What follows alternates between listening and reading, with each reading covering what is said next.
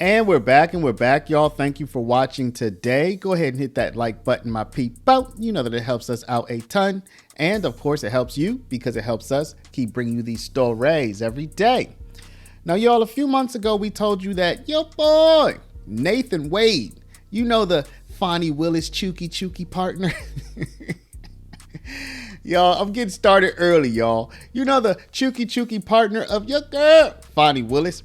We told you that he's suing AT&T because they released approximately 14,000 records of his. I say of his, I mean, they weren't really his records, but they were cell phone data, location data, etc. that AT&T had about Nathan Wade. They released that to a subpoena. This was back when Ashley Merchant was looking into whether or not Nathan Wade and Fonnie Willis were having an affair. AT&T just gave up all the info. Just gave it all up. And that helped Ashley Merchant and her team put the pieces together. And of course, the rest is history. It led to Fonnie Willis being removed from the Trump case. And in fact, we should know within probably about a week, if there's no additional extension, whether the Trump case is going to be reassigned to another prosecutor or if it's going to be dismissed altogether. So anyway, y'all, there's a creator named Megan Grout.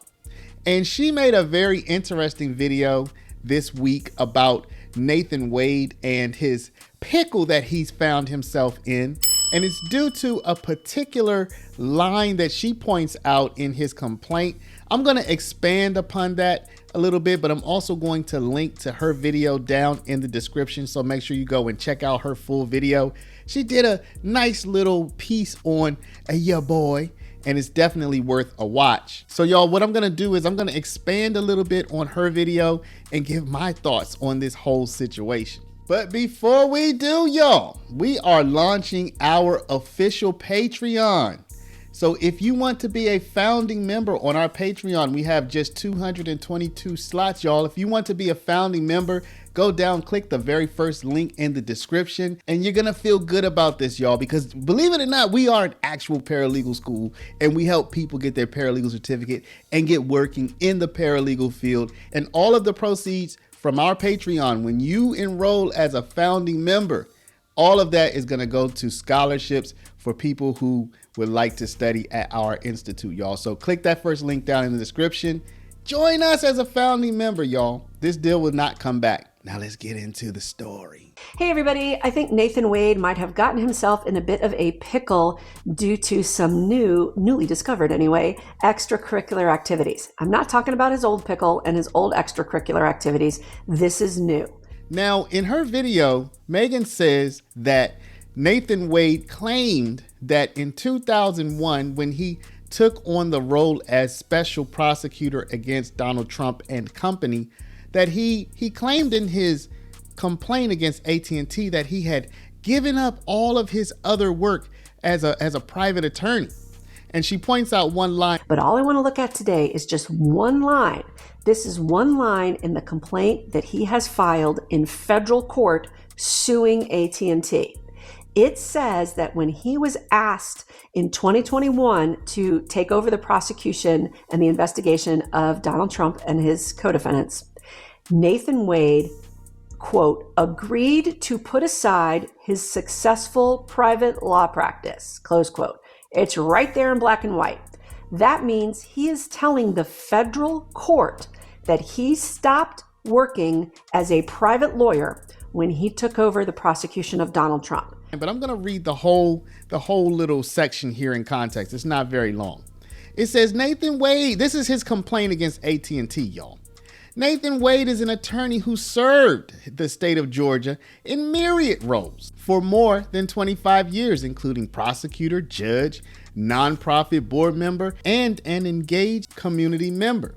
When asked by the Fulton County District Attorney's Office, that's Fonnie Willis, by the way, in 2021 to lead an unprecedented investigation into and criminal prosecution of efforts to overturn the state's lawful 2020 presidential election, Mr. Wade did what he had done for decades. He stepped up. He agreed to put aside his successful, this is the part, y'all.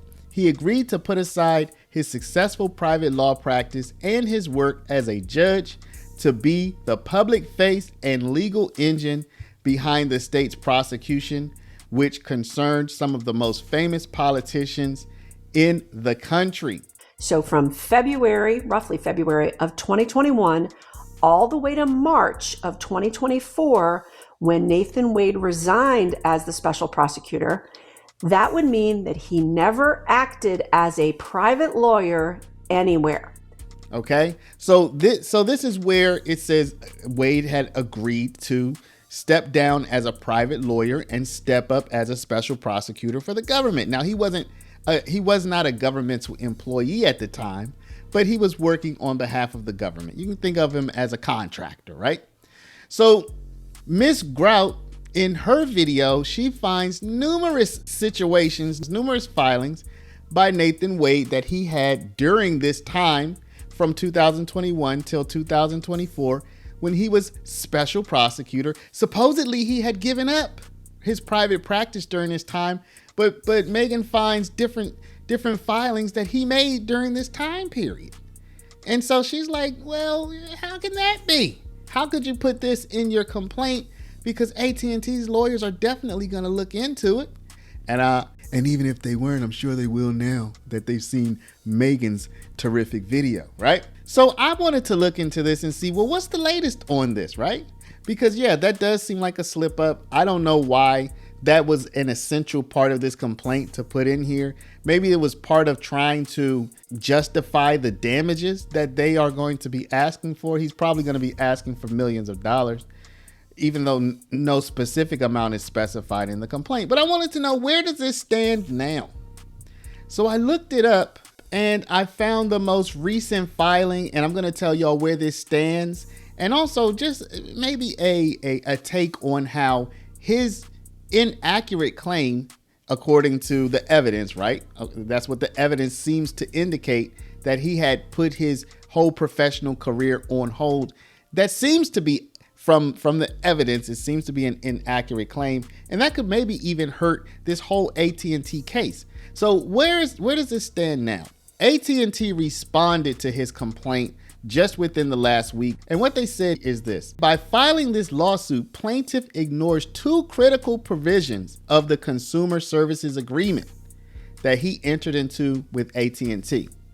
First, he agreed to arbitration. So they're like, why is he even filing this in court when it says clearly in his agreement with us, when he signed up for our services, he agreed to arbitration. So this shouldn't even be in court. And even if it is in court, the second thing is, even if it is to be in court, it says here, plaintiff's claims are subject to the forum selection and arbitration provisions of the CSA, and this court should transfer this action to the United States District Court for the Northern District of Texas. So basically they're saying either this should be in arbitration, it shouldn't even be in court, or if it is in court, this should be in federal court for the Northern District of Texas, not in Georgia State Court. So they're asking the Georgia State Court to either dismiss the case so that it can go to arbitration, or alternatively send it over to federal court for the Northern District of Texas. And both of these claims on AT&T's side seem to be pretty strong.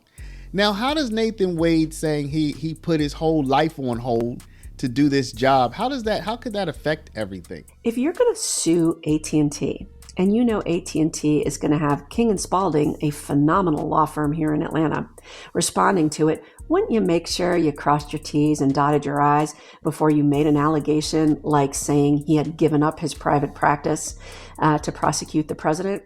Well, there are a few ways. As Megan seems to indicate, this could represent a material misrepresentation to the court, which weakens his credibility. Also, any damages that he might want to claim are going to be probably reduced if he were to win, which that's not even clear that he would win. But also something that's very important is there is a program called FirstNet. FirstNet's for like first responders, law enforcement, etc., right? So his entire case kind of hinges on the idea that he was acting as a law enforcement official through and using FirstNet, at that time, and he was supposed to get maybe like some more protection from these types of subpoenas than a regular average person would, a regular average AT&T subscriber. But he was also at that time running a private divorce and personal injury law practice, right? He wasn't just acting as a public official or law enforcement official. He was acting as a regular lawyer at the same time. So that's also going to open him up to another lane of attack. So AT&T is going to argue Mr. Wade was not using FirstNet exclusively for official prosecutorial work. He was just using it while he was just doing regular old law work, right? So y'all, this is, as Megan says, it's kind of a picker. I'm gonna let her sum it all up, y'all, because she did such a good job on her video, y'all.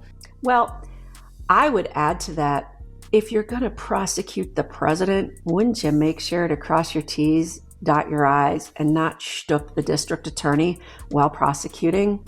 It just seems like sloppy mistake after sloppy mistake.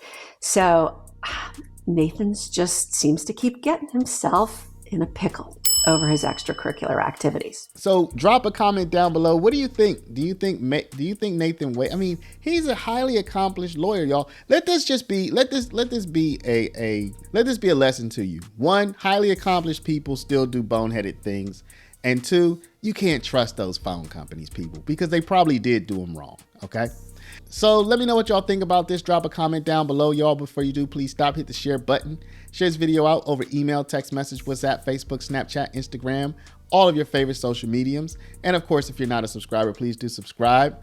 Y'all check out the link on Megan's video. It's really good, y'all. She makes some good content. Also, y'all, if you're not a Patreon member, after you check out her video, sign up for our Patreon. Okay. Thank y'all for watching. Love y'all, and we'll see you back in the next one.